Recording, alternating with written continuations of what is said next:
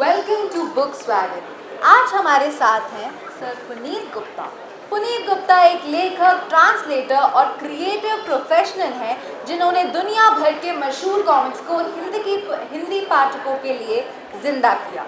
Tintin जैसे iconic character को हिंदी में ढालकर उन्होंने सिर्फ भाषा का नहीं बल्कि इमोशन और इमेजिनेशन का भी अनुवाद किया है।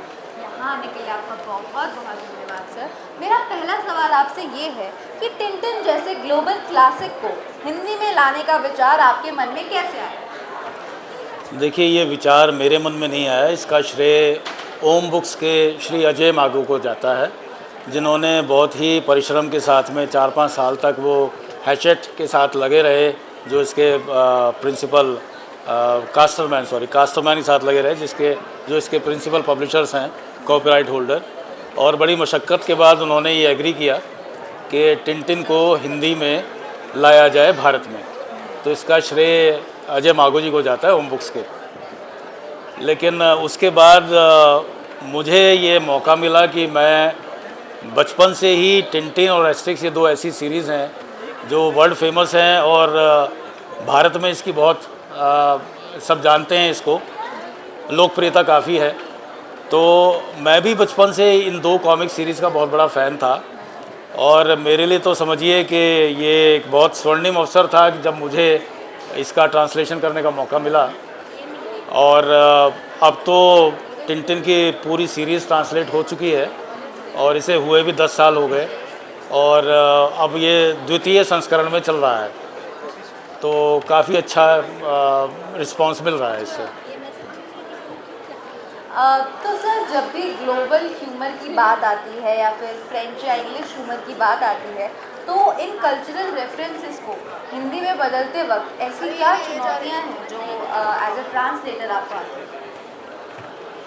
देखिए, बतौर ट्रांसलेटर बहुत मुश्किल है जब आप किसी यूरोपीय या ऐसी कोई संस्कृति जिससे आप पूरी तरह से अनभिज्ञ हैं, जो आपकी अपनी संस्कृति नहीं है, उसको आप जब ट्रांसलेट करते हैं और ये कोशिश करते हैं कि आपकी जो टारगेट ऑडियंस है या टारगेट रीडरशिप है, जो इस मामले में हिंदी है, तो हिंदी भाषी लोगों को वही एक्सपीरियंस, वही अनुभव मिले जो अंग्रेज़ी में पढ़ते हुए या मूल फ्रेंच में पढ़ते हुए दूसरे भाषियों को मिलता है। तो ट्रांसलेटर की सफलता भी यही रहती है कि जब ऐसा लगे जैसे कि जो ट्रांसलेटेड कृति है वो मूल भाषा हिंदी में ही लिखी हुई है। जो ट्रांसलेशन आप जिस भाषा में कर रहे हैं, उसी भाषा में अगर ऐसा लगे कि ये लिखी ही इसमें गई है ओरिजिनली, वही एक सफलता है। और इसमें बहुत सारी दिक्कतें तो हैं ही, क्योंकि टिंटिन का तो जो ह्यूमर है वो एक स्लैपस्टिक जिसको कहते हैं कि नाटकीय और जोकर नुमा रहते हुए भी इसमें एक कैरेक्टर है कैप्टन हैडॉक। तो कप्तान हैडॉक के जो उनके स्वेयर वर्ड्स हैं, अब्यूज़ हैं, वो अपने आप में बहुत मज़ेदार हैं। और उनके जो बहुत ही वर्ल्ड फेमस एक स्वेयर वर्ड है, उनका जो कैच फ्रेज़ है, billions and billions of blue blistering barnacles. तो इसका हिंदी में अनुवाद करना काफ़ी कठिन था, लेकिन मैंने कोशिश की और लोग कहते हैं कि थोड़ा सफल भी हुआ हूँ। तो सर, आपके अकॉर्डिंग हिंदी रीडर्स के लिए कॉमिक्स का क्या भविष्य है? देखिए, हिंदी रीडर्स के लिए कॉमिक्स का बड़ा उज्जवल भविष्य है। कॉमिक्स हिंदी में कोई नई बात नहीं है। हिंदी में कॉमिक्स बहुत पहले से चली आ रही हैं। हमारी अमर चित्र कथा और उससे पहले लोटपोट और मधु मुस्कान और इस तरीके की और कॉमिक्स बहुत पहले से चली आ रही हैं। हाल ही में एक्शन कॉमिक्स में राज कॉमिक्स नागराज कैरेक्टर बहुत फेमस हुआ है, जो देसी कैरेक्टर है। और इसके अलावा बहादुर नाम का एक कैरेक्टर जो आबिद सुरती जी ने निकाला था, जो कि बेताल और मैंड्रेक और फ्लैश गॉर्डन जो इंद्रजाल कॉमिक्स के कैरेक्टर रहा करते थे, उनके साथ में भारतीय कैरेक्टर आया था। चाचा चौधरी एक ऐसे कैरेक्टर हैं जो कि पूरी तरह से विशुद्ध भारतीय हैं। और चाचा चौधरी अमेरिकन कॉमिक एसोसिएशन की वहाँ जो एक प्रदर्शनी लगती है, उसमें भारत की तरफ से चाचा चौधरी लगाए जाते हैं।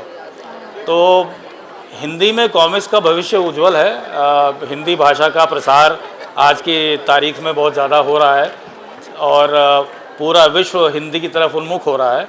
तो ऐसे में हिंदी में कॉमिक्स का प्रसार, विस्तार और उसकी पाठक वर्ग की का भी विस्तार, ये तो हो ही रहा है। बिल्कुल सही कहा आपने सर। कॉमिक्स का क्रेज़ दिन ब दिन हमारे देश में युवाओं के बीच में बढ़ता जा रहा है और उम्मीद है कि आगे भी ऐसे ही बढ़ता रहेगा। लास्ट में कोई मैसेज रीडर्स के लिए या फिर ऑडियंस के लिए प्लीज़। देखिए, मैसेज तो यही है कि आप किताबें पढ़ें, आप कॉमिक्स पढ़ें। और क्योंकि एक फ़र्क होता है जब आप किताब पढ़ते हैं, कॉमिक पढ़ते हैं या आप फिल्म देखते हैं। देखिए, किताब जब आप पढ़ते हैं तो आपके मन में लिखे हुए शब्दों को इस्तेमाल करके उसकी एक छवि आपके दिमाग में बनती है। वो छवि हर पाठक के मन में अलग अलग बनती है उसकी अपनी परिकल्पना से। लेकिन फिल्म में क्या होता है कि फिल्म में जो आप दिखाया जा रहा है वही देख रहे हैं, उसमें आपकी अपनी परिकल्पना कुछ नहीं है। तो इसलिए किताबों को पढ़ना चाहिए। किताबें आज से नहीं, हज़ारों साल से किताबें अलग अलग तरीके से, अलग अलग रूप में हमारे समक्ष हैं।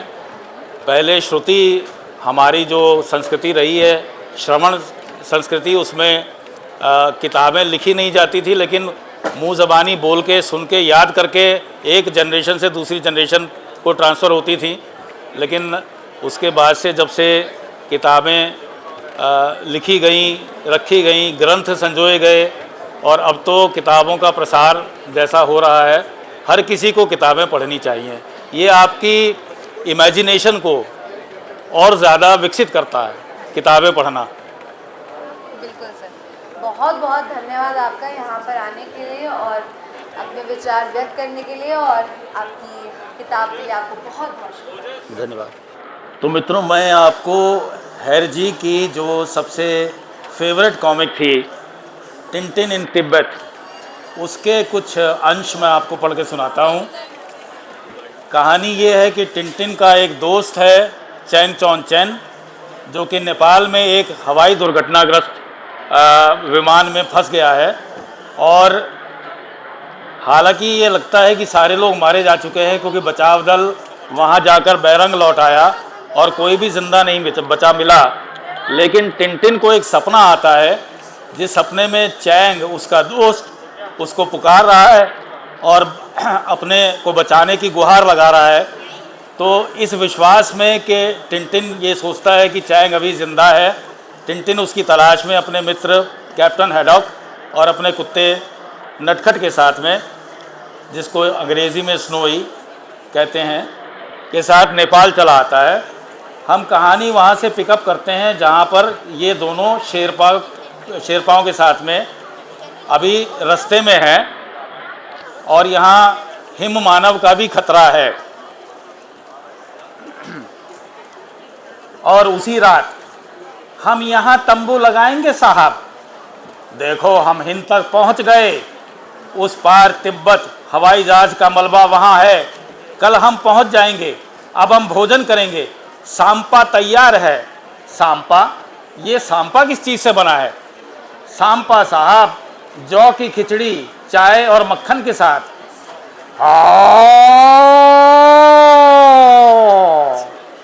ये आवाज़ कैसी?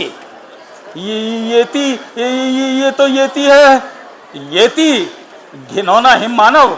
वो घिनौना हिम मानव? अच्छा मजाक है, मुझे हंसाओ मत। परियों के किस्से, बूढ़ी अम्मा की कहानियां, आज तक किसी ने इस प्रसिद्ध येती को देखा भी है? आप हंसो मत साहब, येती असली है, मैंने उसे नहीं देखा, लेकिन मैं शेरपा अंसीर को जानता हूँ। उसने येती देखा, वो बहुत डर गया, वो भाग गया। और ये येती कैसा था? वो बहुत बड़ा साहब, बहुत शक्तिशाली।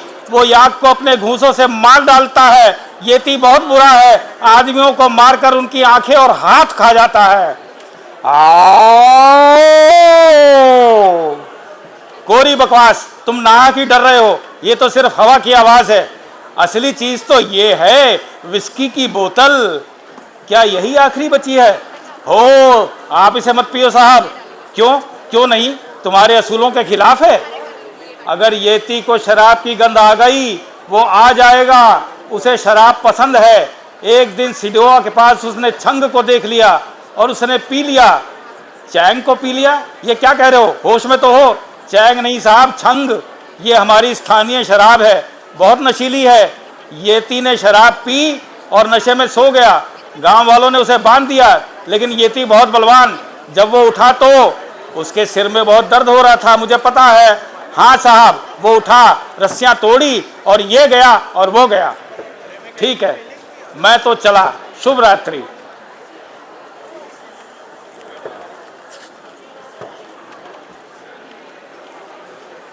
सुबह होते ही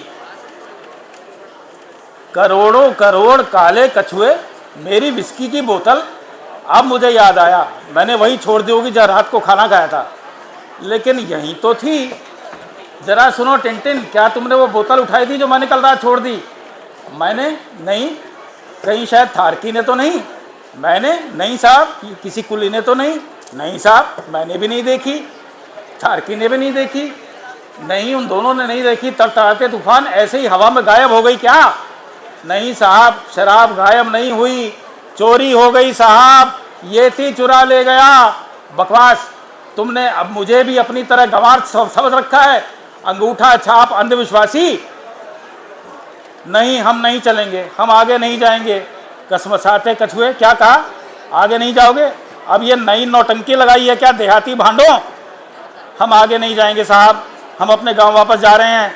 हम येती के हाथों मरना नहीं चाहते। उसने साहब की शराब पी ली है, अब वो बहुत बुरा हो गया है। हाँ, येती मेरी विस्की चुरा कर ले गया। तुम्हें लगता है मेरे दिमाग में भूसा भरा है?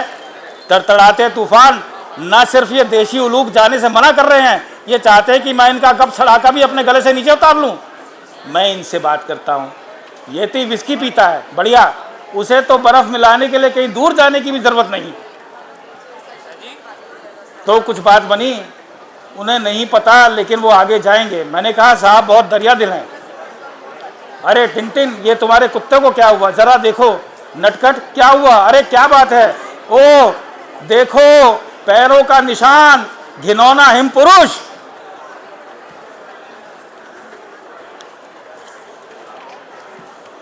फिर वही बात, क्या तुम भी यह विश्वास नहीं छोड़ोगे? ये पद चिन्ह भालू के हैं, सब जानते हैं भालू कई बार सीधा खड़ा होकर अपने पैरों पर चलता है। खैर, हम जल्दी देख लेंगे, हमें केवल इन पैरों के निशानों का पीछा करना है। नहीं साहब, आप ऐसा मत करो। संभल कर, संभल कर, संभल कर। ये येती की बकवास सुन सुनकर तो मेरे कान ही पक गए। करोड़ों करोड़ काले कसमसाते कछुए, मेरी विस्की की बोतल खाली। मेरी विस्की पी गया पुरातन पाजी। मेरी विस्की। रक्त पिपासु धोबी के कुत्ते, तू राक्षस के सींग, खच्चर पर बैठे मच्छर, तू टेढ़ी एड़ी, किटकिटाते मरगट, सांड के कुबड़, आदमखोर, कलंक के टीके, गंजे के कंगे, नंगे भिकमंगे, घूम के तू कटखने कुक्कट, सामने आओ पुराने पियक्कड़, अगर अपनी माँ का दूध पिया है तो। आप चिल्लाओ मत साहब। हिमस्खलन, कृम वृष्टि, आंत्रशोथ, अजदहे के अंडे, बंदर पर बैठे छछुंदर। Thank you. प्रिय पाठकों, टिनटिन की पूरी सीरीज़ bookswagon.com पे उपलब्ध है। ये किताब जो आपके सामने है, इसके समेत बाकी सीरीज़ भी bookswagon.com पे उपलब्ध है। तो कृपया अपनी प्रति आज ही ऑर्डर करें।